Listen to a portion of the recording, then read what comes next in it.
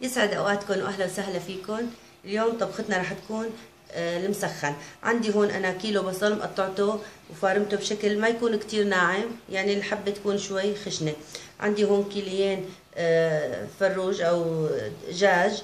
بتحبي تحطي الفروج كامل او تقطعيه او تاخدي بس الفخاد، هذا كله بيرجع لإلك. انا حاطه فخاد وصدر الدجاج. عندنا طبعا زيت الزيتون، هلا رح تشوفوا قد ايه بدي استخدم منه.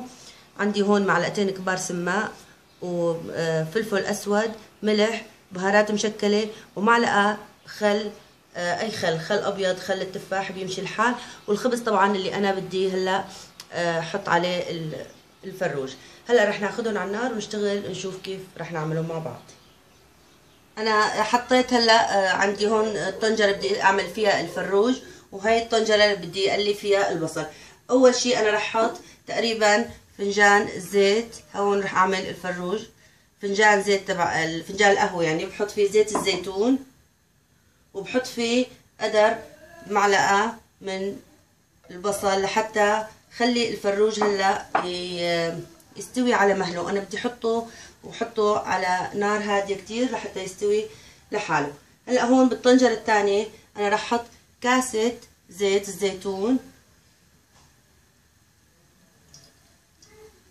زيت الزيتون اذا بتضيفي يعني ما شرط انه يتقلب، بتضيفيه فيكي مباشره للبصل. رح احط كل كميه البصل اللي عندي، وكمان اتركها على نار هاديه لحتى تدبل البصله بالشكل هذا. رح احط كميه من الملح تقريبا يعني معلقه صغيره هلا لحتى تدبل البصله منيح، وغطيهم واتركهم على مهلهم لحتى يدبلوا. ما بدي احمرهم، انا بدي اياهم بس يدبلوا. هون انا هلا بقلب البصل شوي لحتى كمان يدبل. هلا عندي انا البصله دبلت شوي صغيره، بدي احط الفروج اللي عندي، بحطهم كلهم.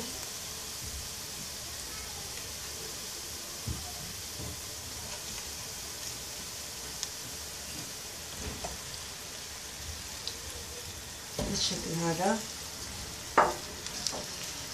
بدي اياهم يستووا هلا على مهلهم شوي شوي. بس انا رح اضيف شوي من الملح،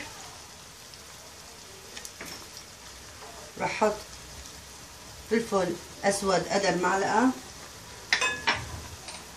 وبهار كمان قدر معلقه صغيره، وحط معلقه خل لحتى اتخلص من الزنخه يعني او الريحه اللي ممكن تطلع من الفروج.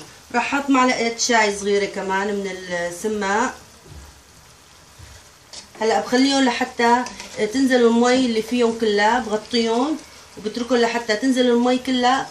اذا لقيت المي بعد شوي لقيتها المي نشفت، بدي اضيف تقريبا كاسه مي صغيره، وكمان خليهم او نصها. بحط النص هلا وبعدين برجع بحط النص الثاني لحتى يستوي الفروج على ميته. يعني انا بدي اياه يستوي على مهله شوي شوي. هلا راح اغطيه واتركه وبشوف شو راح نعمل بعد شوي. انا عندي الفروج شايفين كيف بلش يعطي المي اللي هو نزلت منه، يعني من الفروج نفسها. هلا انا هذا ممكن اضيف عليه مي سخنه، يعني قدر ربع الكاسه شوي، وبتركه لحتى الاقي انه استوى تماما. بخليه على مهله، بده وقت يعني لحتى يستوي. انت راح تشوفي البصل اللي عندي هون كمان دبل. انا هون ما ضفت مي بعدني، بس حاطه كاسه زيت الزيتون. هلا رح ضيف تقريبا معلقه اكل من السماق، معلقه كبيره، واتركهم لحتى يدبلوا منيح ويستووا البصلات بالزيت. ما حضيف هلا مي، بخليهم على وضعهم وبتركهم كمان شوي لحتى يستووا. هلا هيك انا عندي الفروج صار جاهز. انا رح اخذ، شايفين يعني انت المي اللي ضلت عندي كميتها كتير قليله، حتى العظم صار يبين، لانه الخل والسماق رح يخلي الفروج يستوي ويكت منيح. يعني لا تفكري انه ما حيستوي معك الفروج. هلا انا هي رح اخذ كميه من المي اللي ضلت عندي انا هون، وضيفها فوق الزيت والبصل اللي انا جهزتهم قبل شوي. اخذ بس هي لحتى ياخذوا نكهة الفروج ونكهة البهارات اللي انا حطيتها هون قبل شوي. هلا رح ارجيكي كيف رح نعمل اللحمة والخبز مع بعض. انا جايبه صينيه الفرن اللي بدي استخدمها، راح احط هذا الرغيف.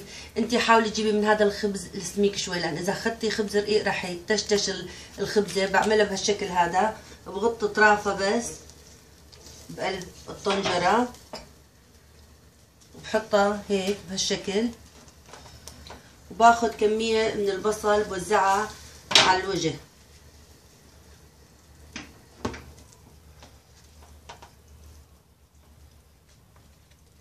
اذا عندك انت ما في خبز سميك فيكي تستخدمي الخبز الرقيق، بس الخبز الرقيق بدك تساويه على شكل سندويشات صغيره وتصفيهم كلهم رولات صغيره سندويشات، وتحطيهم بصينيه جنب بعض هيك بهالشكل هذا، ولا تكتري من هلا انا رح احط لوز. اذا عندك لوز حطي، اذا ما عندك انا هذا اللوز مو بس هو للطعم الصراحه، كمان هو مؤشر. انا هلا بس بدي احطه، هذا بدي اخده احطه بالفرن شاعله بس من فوق، انا ما حاشعل من تحت، بس لاقي يحمر شوي رح تلاقي اللوزه غير لونها. بس لقيتيها بتطالعيه، وبرجيكم شو رح نعمل كمان مره.